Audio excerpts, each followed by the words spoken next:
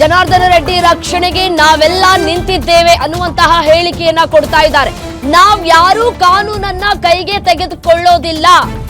ಪಕ್ಷದ ಅಧ್ಯಕ್ಷರಿಗೆ ಘಟನೆಯ ಬಗ್ಗೆ ಕಂಪ್ಲೀಟ್ ಆಗಿ ಮಾಹಿತಿಯನ್ನ ನೀಡಿದ್ದೇನೆ. ಭರತ್ ರೆಡ್ಡಿ ಅವರೇ, ನಿಮಗೆ ಉಜ್ವಲ ಭವಿಷ್ಯ ಇದೆ, ಯಾಕೆ ಈ ರೀತಿ ಮಾಡಿ ಹಾಳು ಮಾಡ್ಕೊಳ್ತಾ ಇದ್ದೀರಿ ಅನ್ನುವಂತಹ ಪ್ರಶ್ನೆಯನ್ನ ಮಾಡಿದ್ದಾರೆ. ಅಮಾಯಕನ ಪ್ರಾಣ ಹೋಗಿದೆ, ಇದಕ್ಕೆ ಯಾರು ಹೊಣೆ ಅನ್ನುವಂತಹ ಪ್ರಶ್ನೆ ಆಗ್ತಾ ಇದ್ದಾರೆ ಶ್ರೀರಾಮುಲು. ಈ ರೀತಿ ಫೈರಿಂಗ್ ನಾವು ಜೀವನದಲ್ಲಿ ಈ ಹಿಂದೆ ಕಂಡಿಲ್ಲ. ಸುದ್ದಿಗೋಷ್ಠಿಯಲ್ಲಿ ಮಾಜಿ ಸಚಿವ ಶ್ರೀರಾಮುಲು ಹೇಳಿಕೆಯನ್ನ ಕೊಟ್ಟಿದ್ದಾರೆ. ಜನಾರ್ದನ ರೆಡ್ಡಿ ರಕ್ಷಣೆಗೆ ನಾವೆಲ್ಲ ನಿಂತಿದ್ದೇವೆ, ಅವ್ರಿಗೆ ಏನು ಮಾಡೋದಕ್ಕೆ ಸಾಧ್ಯ ಆಗೋದಿಲ್ಲ. ನಾವ್ಯಾರೂ ಕಾನೂನನ್ನ ಮೀರಿ ನಡೆದುಕೊಳ್ಳೋದಿಲ್ಲ. ಭರತ್ ಅವರೇ, ನಿಮ್ಗೆ ಒಳ್ಳೆಯ ಭವಿಷ್ಯ ಇದೆ ಮುಂದಿನ ಜೀವನದಲ್ಲಿ.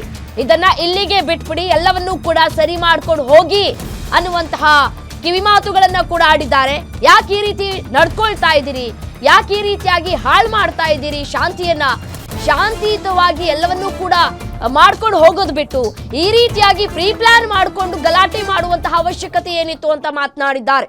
ಭಸ್ಮ ಮಾಡ್ತಾ ಇದ್ದೆ, ಬಳ್ಳಾರಿನ ಜನಾರ್ದನ ರೆಡ್ಡಿ ಮನೆ ಸುಡ್ತಾ ಇದ್ದೇನೆ ಅಂದಾಗ ಇವತ್ತು ಕ್ಲಿಯರ್ ಆಗಿ ಗೊತ್ತಾಯ್ತಲ್ಲ, ಭರತ್ ರೆಡ್ಡಿ ಅವರು ಪ್ಲಾಂಡ್ ಆಗಿ ಆ ಪೆಟ್ರೋಲ್ ಬಾಂಬ್ ಎಲ್ಲ ತಗೊಂಡು ಬಂದಿರೋದು ನೋಡ್ತಾ ಇದ್ರಿಂದ ಪ್ಲಾಂಡ್ ಆಗಿ ಭರತ್ ರೆಡ್ಡಿ ಅವರು ಇದೆಲ್ಲ ಕೂಡ ಷಡ್ಯಂತ್ರ ಫಿಕ್ಸಿಂಗ್ ಮಾಡ್ಕೊಂಡೆ ಬಂದಿರೋದು ಅಂತ ತಿಳ್ಕೊತೀನಿ.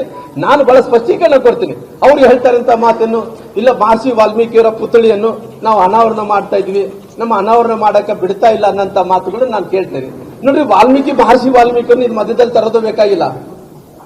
ಮಹರ್ಷಿ ವಾಲ್ಮೀಕಿಯವರ ಪುತ್ಥಳಿ ಇಡೀ ರಾಜ್ಯದಲ್ಲಿ ಆಗ್ತಾ ಇದಾವ, ಬಳ್ಳಾರಿಯಲ್ಲಿ ಕೂಡ ಆಗ್ತಾ ಇದಾವ. ನಮಗೆ ಅವಕಾಶ ಇದ್ದಂತ ಟೈಮಲ್ಲಿ ನಾವು ಹೋಗ್ತಿರ್ತೀವಿ, ಬರ್ತಿರ್ತೀವಿ. ಆ ರೀತಿ ಮಹರ್ಷಿ ವಾಲ್ಮೀಕಿಯನ್ನ ನಿಮ್ಮ ಜಗಳದಲ್ಲಿ ಯಾಕೆ ತರ್ತಿರ್ರಿ? ಒಂದು ಜಾತಿನ ಎದಕ್ಕೋಸ್ಕರ ತರ್ತಿರ್ರಿ? ಸಂಬಂಧ ಇಲ್ಲ ರೀ, ಮಹರ್ಷಿ ವಾಲ್ಮೀಕಿಯರಿಗೆ ಸಂಬಂಧ ಇಲ್ಲ. ಆ ಇನಾಗ್ರೇಷನ್ ನಾವು ಮಾಡೇ ಮಾಡ್ತೀವಿ ಅಂದ್ರೆ ನಾವು ತಡೆಯಕ್ಕಾಗುತ್ತೇನ್ರಿ? ಮಹರ್ಷಿ ವಾಲ್ಮೀಕಿಯರು ದೇವ್ರಿ, ಅವ್ರ ಮೂರ್ತಿಯನ್ನು ಪ್ರತಿಷ್ಠಾಪನೆ ಮಾಡೋ ಸಲ ಯಾರನ್ನ ನಿಲ್ಸಕ್ ಆಗುತ್ತೇನ್ರಿ? ಆ ರೀತಿ ಆಗುತ್ತೇನಾ? ಯಾರ ಕೈಲಿ ಆಗಲ್ರಿ. ನಾವು ಕೂಡ ಬರ್ತೀವಿ, ಬೇಕಾದ್ರೆ ನಾವು ಕೂಡ ಕರೀಲಿದ್ರೆ ಕೂಡ ಬೇಕಾದ್ರೆ ಮಹರ್ಷಿ ವಾಲ್ಮೀಕಿಯವ್ರ ಪುತ್ಥಳಿ ಅನಾವರಣ ಮಾಡಿ ನಾವು ಕೂಡ ಇರ್ತೀವಿ.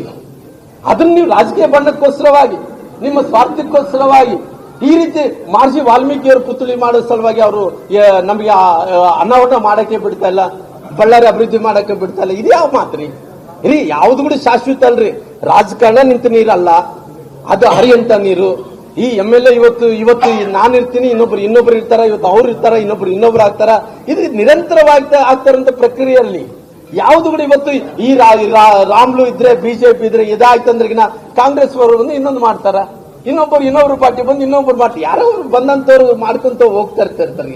ನನಗೆ ನೋಡ್ರಿ, ನಾನು ಅವರು ಕಲ್ಚರ್ ಏನೇ ಇದ್ರೆ ಕೂಡ ಪರವಾಗಿಲ್ಲ, ಅವ್ರು ಏನೇ ಭಾಷೆಗಳನ್ನ ಬಳಸಿದ್ರೆ ಪರವಾಗಿಲ್ಲ. ನನ್ನ ಊರು ಏನಿದೆ ಶಾಂತಿಯುತವಾದಂತ ನಡಿಬೇಕು, ಶಾಂತಿಯುತವಾದಂತ ನಮ್ಮ ಊರು. ಶಾಂತಿಗೆ ಮುಂಚೆಯಿಂದ ಕೂಡ ನಾವು ಗೌರವ ಕೊಟ್ಟಂತವ್ರು, ಶಾಂತಿಯುತವಾಗಿ ರಾಜಕಾರಣ ಮಾಡ್ಕೊತ ಬಂದಂತವ್ರು. ಈ ರೀತಿ ಆದಂತ ಟೈಮಲ್ಲಿ ನಮ್ಮೆಲ್ಲರೂ ಕೂಡ ನೋವು ಆಗುತ್ತೆ. ಅಮಾಯಕ ಇವತ್ತು ಸತ್ತೋದ ಯಾರು ರೆಸ್ಪಾನ್ಸಿಬಿಲಿಟಿ? ಯಾರು ರೆಸ್ಪಾನ್ಸಿಬಿಲಿಟಿ ಹೇಳ್ರಲ್ಲ, ಅವ್ರು ಹೇಳ್ತಾರ ಸತ್ಯ ಹರಿಶ್ಚಂದ್ರು. ಏನು ಸತ್ಯ ಹರಿಶ್ಚಂದ್ರು ಅಂದ್ರಿಗಿನ ಇಲ್ಲ ರೀ, ನಮ್ಮ ಕಡೆಯಿಂದ ಫೈರಿಂಗ್ ಆಗಿಲ್ಲ, ಜನಾರ್ದನ್ ರೆಡ್ಡಿ ಅವರಿಗೆ ಅವ್ರ ಕಡೆಯಿಂದ ಫೈರಿಂಗ್ ಆಗಿದೆ ಅಂತ ಹೇಳ್ತಾ ಇದಾರೆ. ನಾನು ಹೇಳ್ತೀನಿ, ಸ್ವಾಮಿ, ನಿಮ್ಮ ಮನೆಗೆ ಈ ಮನೆಗೆ 4 ಕಿಲೋಮೀಟರ್ ಇದೆ ಸ್ವಾಮಿ.